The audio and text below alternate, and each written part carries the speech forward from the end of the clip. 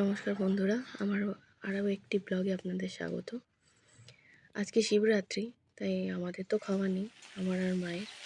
আমার বরের খাওয়া আছে, তাই সেটাই রান্না করছি। বেশি কিছু করিনি, ভাত, ফুলকপি, আলুর তরকারি, ডাল।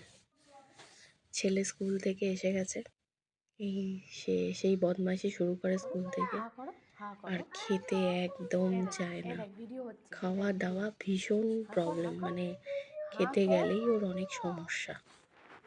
তো খাইয়ে দাইয়ে চলে গেলাম সন্ধেবেলা পুজো দিতে। পুজো দিয়ে তারপরে বাড়ি এসে আমরা তো সাবু খেলাম। ছেলে রুটি দুধ খায়, ছেলেকে যথারীতি রুটি দুধই খাইয়েছি। আমরা পুজো দিতে গেছিলাম, ছেলেও পুজো দিয়েছে আমাদের সাথে, সব থেকে বড় ব্যাপার। ও কি সুন্দর নম করছে দেখবেন আপনারা। আমার সাথে জল ঢেলেছে শিবের মাথায়, ও ঠাকুমার সাথে জল ঢেলেছে, পুজো দিয়েছে। মানে দেখে দেখে যেরকম দেখছে সেটাই করছে।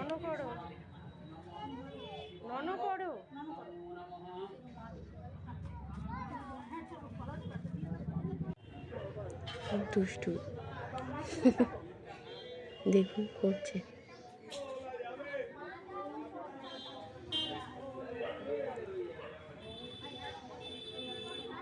নমস্কার করবে, ও একটু ঠাকুর ভালোবাসে। পুজো টুজো হলে গিয়ে বসা, ঠাকুর ঘরে গিয়ে ঘন্টা বাজানো, এগুলো করে। ঠাকুর ঘরে সন্ধে দিতে গেলেই যায়। মন্দিরের ঠাকুরগুলো দেখুন আপনারা। তারপর খাবার কিনে বাড়ি এলাম। টাটা করে দাও, টাটা।